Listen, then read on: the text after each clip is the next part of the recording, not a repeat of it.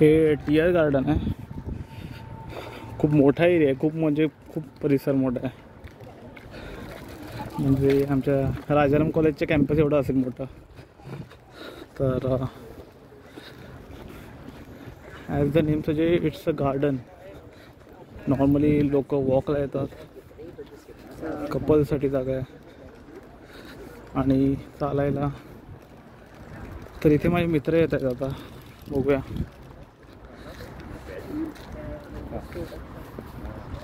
इथे काहीतरी लेक आहे.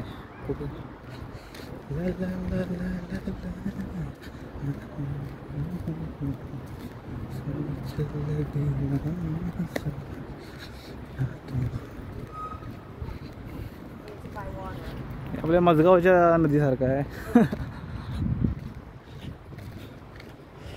होय,